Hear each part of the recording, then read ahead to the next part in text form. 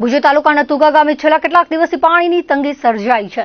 સ્થાનિક લોકોને પાણીનો સ્ત્રોત હોવા છતાં કોન્ટ્રાક્ટરની બેદરકારીથી પાણી મળતું નથી, જેથી હાલાકીનો સામનો કરવો પડી રહ્યો છે।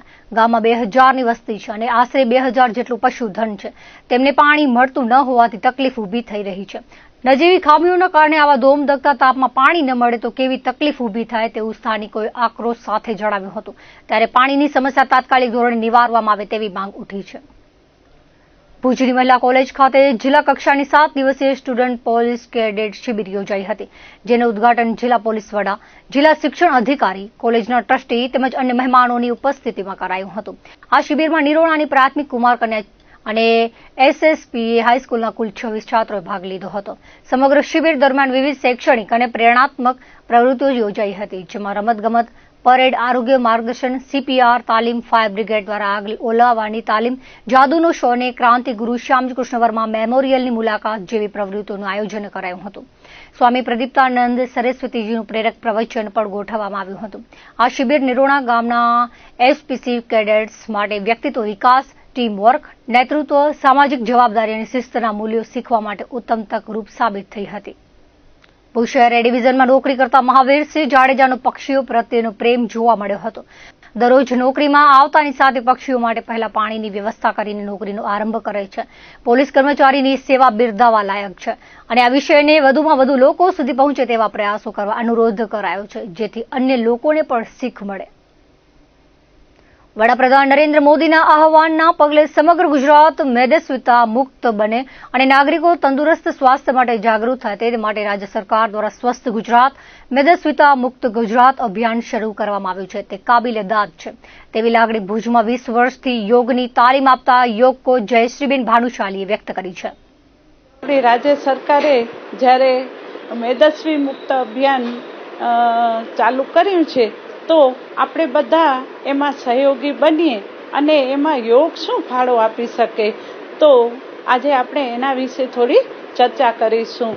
તો આજે ઘરમાં 2 થી 3, 3 થી 4 વ્યક્તિઓ યોગથી જ્યારે મેદસ્વીતાથી પીડાય છે ત્યારે આપણે એમાં યોગ શારીરિક અને માનસિક એ બંને રીતે કઈ રીતે હેલ્પ કરી શકે, તો બાળકો પહેલાં તો સૌ પ્રથમ બાળકો માટે આપણે બાળકો હોય, પુરુષો હોય, સ્ત્રીઓ હોય એ બધા માટે સૂક્ષ્મ વ્યાયામ એટલે કે યોગ કયા આપણે હેલ્પ કરી શકે, તો સૂર્ય નમસ્કાર છે, ભુજંગાસન છે, સવારે વહેલું ઉઠવું જોઈએ, સવારે વહેલી વોક કરવી જોઈએ। આ બધા માટે કોમન છે, સ્ત્રી હોય, પુરુષ હોય, બાળકો એ બધાને નિયમિત યોગા કરવા ખૂબ જ આવશ્યક છે। ત્યારબાદ પ્રાણાયામ આવે છે, તો પ્રાણાયામમાં અનુલોમ વિલોમ, નાડી શોધન પ્રાણાયામ, કપાલભાતિ, ભ્રામરી એ પ્રાણાયામ દ્વારા આપણે આપણા માનસિક સ્વાસ્થ્ય ખૂબ જ સારું રાખી શકીએ છીએ। ત્યારબાદ થોડું ફાસ્ટ ઝડપથી ચાલવું જોઈએ। તો નિયમિત યોગ એ રોગને ભગાડે છે ધીમે ધીમે। એવી ઘણી વ્યક્તિઓને મેં જોઈ છે કે જે 100 કિલા વજનવાળી વ્યક્તિઓ ધીમે ધીમે નિયમિત પોતાના આહાર અને યોગ નિયમિત કરવાથી એમને પોતાનો સ્વાસ્થ્યને ખૂબ સારું કરી શક્યા છે। તો આપણે નિયમિત પ્રાણાયામ અને આસનો કરવા જોઈએ। આસનોમાં તમે ચેર આસન પણ કરી શકો છો, પગ ઉપર નીચે કરવા, સાયકલિંગ કરવી, આપણે ચક્કી ચલાવી, ભુજંગાસન કરવા, તો એ આસનો દ્વારા આપણે આપણા સ્વાસ્થ્યને સારું રાખી શકીએ છીએ। ઘરનું પણ કામ એ પણ એક પ્રકારનું યોગ જ છે, તો એ પણ જો તમે થોડું ઘણું કરશો તો એ પણ એ તમને હેલ્પ કરશે। ત્યારબાદ આહારને પણ નિયમિત આપણા યોગમાં સામેલ, જેમ યોગ કરો છો એમ આહારને પણ નિયમિત આપણી લાઈફમાં સામેલ કરવું જોઈએ। યોગ્ય આહાર જેમ કે જંક ફૂડથી દૂર રહેવું, તેલ, ઘી, મસાલાવાળું ખોરાક ઓછું લેવું, વેજીટેબલ અને ફ્રૂટ્સને વધુ સમાવેશ કરવા, સિઝનના વેજીટેબલ્સ અને ફ્રૂટ્સ ખાવાના, તો એ નિયમિત થોડો એ બધી આહાર અને યોગ એ એકબીજાથી કનેક્ટ છે. તો એ તમે જો તમારા જીવનમાં અપનાવશો તો ચોક્કસ અને ચોક્કસ તમને યોગ તમને ઉપયોગી થશે.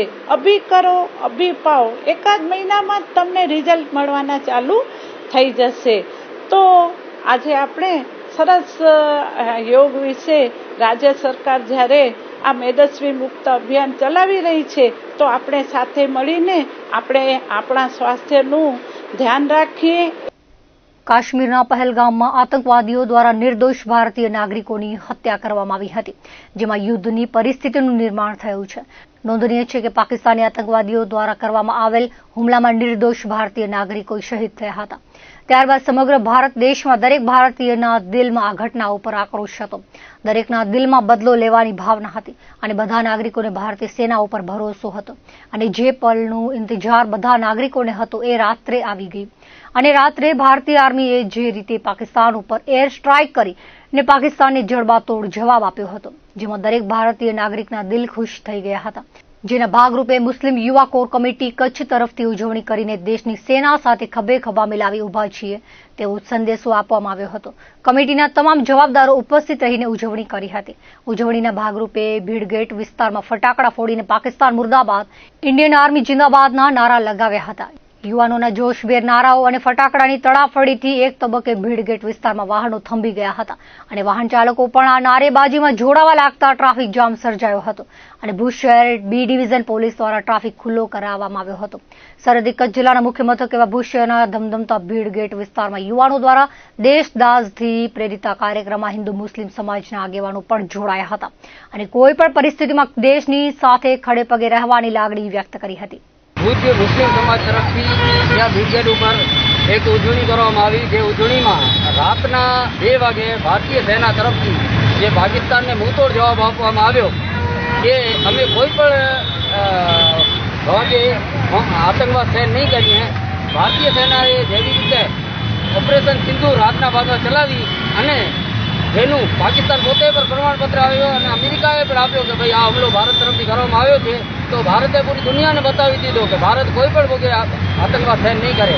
નિર્દોષ લોકોની હત્યા કોઈ પણ સાચી ન લે અને કોઈ પણ ધર્મનો ભાગ નથી. આ પાકિસ્તાનનું આતંકવાદ જે છે એનો જવાબ ભારતે એને આપ્યો છે. એના માટે આજે અહીંયા ઉજવણી કરવા માટે બધા ભેગા થયા હતા અને અમે ભારતીય સેના સાથે છીએ એ બતાવવા માટે આજે આ ઉજવણી કરવામાં આવી છે.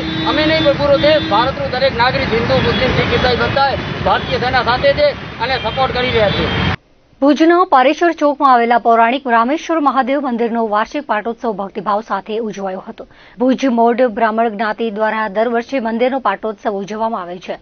આ વર્ષે જ્ઞાતિમાં કેટલાક દુઃખદ બનાવો બન્યા હોવાથી પાટોત્સવની સાદગીપૂર્ણ ઉજવણી કરાઈ હતી. વૈશાખ સુદ સાતમ અને રવિવારે સવારે મંદિરે પૂજન, હોમ હવન અને ખેતરપાળ દાદાને ખીચડી પ્રસાદ અર્પણ કરાયો હતો. વૈદિક મંત્રોપચાર સાથે આયોજિત યજ્ઞમાં સર્વે જીવોના કલ્યાણની પ્રાર્થના સાથે આહુતિઓ અપાઈ હતી તેવું મોડ બ્રાહ્મણ જ્ઞાતિના પ્રમુખ આશિષ ત્રવાડીએ જણાવ્યું હતું. આ વાર્ષિક મહોત્સવ પ્રસંગે સમાજના અગ્રણીઓ, વડીલો, જ્ઞાતિબંધુઓ મોટી સંખ્યામાં જોડાયા હતા. મંદિરના પૂજારી રાજેશ નરેન્દ્રભાઈ ભટ્ટે વ્યવસ્થા સંભાળી હતી.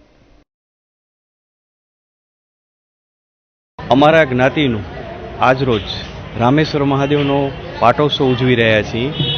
આમ તો અમે જ્યારથી ભુજની સ્થાપના થઈ ત્યારથી જ અમારું આ મહાદેવજીનું મંદિર અમારા વડીલો દ્વારા સ્થાપિત છે અને ખૂબ જ જ્ઞાતિના લોકો ઉત્સાહથી, ઉમંગથી અને દરેક પ્રસંગોમાં રામેશ્વર મહાદેવને યાદ કરીએ છીએ. અમે આજે અમે અમારા જ્ઞાતિમાં ઘણા બધા બનાવો બની જતા ખૂબ જ સાદાઈથી આ ધાર્મિક આયોજન કર્યું છે, જેમાં સવારના યજ્ઞનું અને બપોરના અમે જે ખેતરપા દાદાને ઘરની ખીચડી ધરાવી છે એવું બધું સાદાઈથી આ વખતે આયોજન કર્યું છે.